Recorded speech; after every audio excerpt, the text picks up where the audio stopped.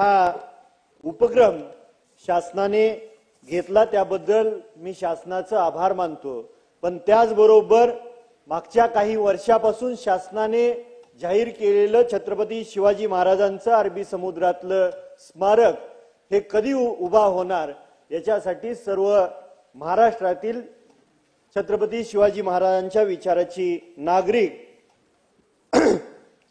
त्याचा विलंब होत असल्या कारणाने नाराज आहेत।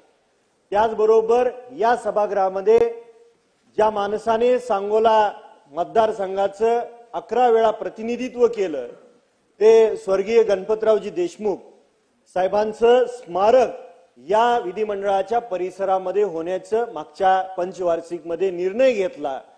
त्याचं या शासनाने लवकरात लवकर ते स्मारक होण्यासाठी प्रयत्न करावा ही आपल्या माध्यमातून मी शासनाला मागणी करतो। अनेक वर्षापासून माझ्या मतदारसंघात असलेल्या गोरगरीब शेतकऱ्यांनी आणि स्वर्गीय गणपतराव देशमुख साहेबांनी टेंबू आणि म्हैसाळची योजना त्या ठिकाणी टेंबू तर 6 टप्प्यातून उचलून आणलेली आहे, पण त्या मतदारसंघामध्ये मान आणि कोरडा नदीला कॅनॉलचा दर्जा देऊन कायमस्वरूपी त्या नद्यांमध्ये पाणी सोडण्याची मागणी मी आपल्या माध्यमातून शासनाकडे करतो।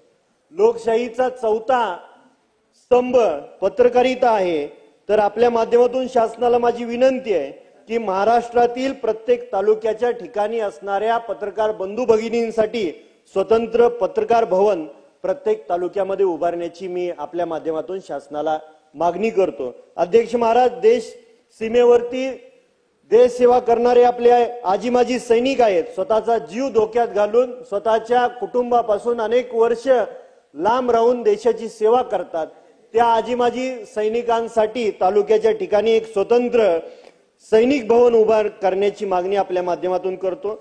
अध्यक्ष महाराज, अनेक वर्षापासून जुनी पेन्शन योजनेची मागणी या ठिकाणचे सरकारचे शासनाचे कर्मचारी मागणी करतायत, तर त्याच्याबद्दल शासनाने सकारात्मक निर्णय घ्यावा आणि लवकरात लवकर त्या कर्मचाऱ्यांना न्याय देण्याची मागणी आपल्या माध्यमातून सरकारला करतोय।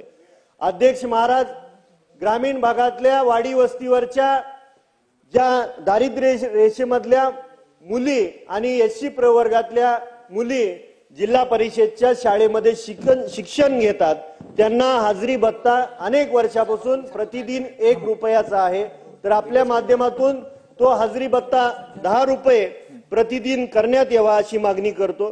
माझ्या तालुक्यामध्ये राज्यामध्ये सगळ्यात जास्त दूध उत्पादन करणारा तालुका म्हणून अग्रेसर आहे। दररोज जवळजवळ 7 ते 8 लाख लिटर दुधाचं उत्पन्न माझ्या सांगोला तालुक्यामध्ये होते।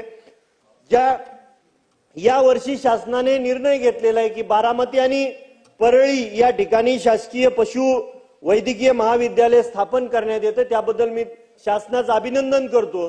पण त्याचबरोबर माझ्या तालुक्यामध्ये दूध उत्पादन शेतकऱ्यांची संख्या जास्त आहे, तर माझ्या तालुक्याला सुद्धा आपल्या शासनाने न्याय द्यावा व सांगोला तालुक्यामध्ये शासकीय पशु वैद्यकीय महाविद्यालय स्थापन करावं अशी आपल्या माध्यमातून मागणी करतोय। अध्यक्ष महाराज, मागच्या वर्षी शासनाने निर्णय घेतला की दूध उत्पादक शेतकऱ्यांना पहिल्या टप्प्यामध्ये 3 रुपये अनुदान, दुसऱ्या टप्प्यामध्ये 5 रुपये अनुदान, याची अनुदानाची रक्कम शासनाने त्या शेतकऱ्यांना देऊन न्याय दिला।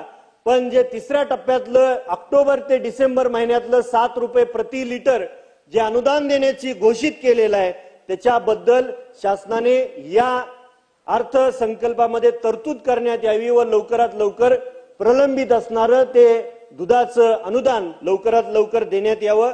कर्नाटक शासनाने मागच्या 15 वर्षापासून प्रति लिटर 3 रुपये हे कायमस्वरूपी दूध उत्पादक शेतकऱ्यांना अनुदान देण्याचं घोषित केलेलं आहे। त्याच पद्धतीनं या युती सरकारने, अध्यक्ष महाराज बोलू द्या, त्याच पद्धतीनं युती सरकारने हे शासनाच्या माध्यमातून माझ्या दूध उत्पादक महाराष्ट्रातल्या शेतकऱ्यांना कायमस्वरूपी 3 रुपये प्रति लिटर अनुदान देण्याचा उपक्रम हाती घ्यावा। त्याचबरोबर अध्यक्ष महाराज, मागच्या 3 महिन्यामध्ये माझ्या जिल्ह्यामध्ये 4 लालपरी बस गाड्या आग त्या बस गाड्यांना लागली, अशी 4 बस गाड्यांना आग लागली। शासनाने 1310 नवीन बस गाड्यांचा प्रस्ताव मंजूर केलेला आहे, त्याबद्दल अभिनंदन. पण माझ्या तालुक्यासाठी फक्त 52 त्या ठिकाणी बसेस आहेत. त्यातल्या 70% बसेस ह्या 13.5 वर्षापेक्षा जास्त वापरलेले आहेत आणि जवळजवळ 14 लाख किलोमीटर त्यांनी प्रवास केलेला आहे. तर माझ्या सांगोला तालुक्याच्या गोरगरीब जनतेच्या सोयीसाठी आपल्या माध्यमातून मी नवीन 25 बसेसची मागणी करतोय. त्याचबरोबर वाडी वस्तीवरचा गोरगरीब दीनदलित कष्टकरी बहुजन वर्गातला वंचित घटकातला नागरिकांच्या मुलामुलींना जिल्हा परिषदच्या प्राथमिक शाळेमध्ये शिक्षण घ्यावं लागतं. माझ्या तालुक्यात 89 शाळेतले जवळजवळ 176 वर्ग अध्यक्ष महाराज 2 मिनिटांमध्ये मी कन्क्लूड करतो. अध्यक्ष महाराज 176 वर्ग नादुरुस्त आहेत. तर आपल्या माध्यमातून विनंती करतो की या शासनाने लवकरात लवकर त्या गोरगरीब जनतेच्या मुलामुलींना शिक्षण घेणाऱ्या वर्गाची दुरुस्ती लवकरात लवकर करून देण्यात यावी.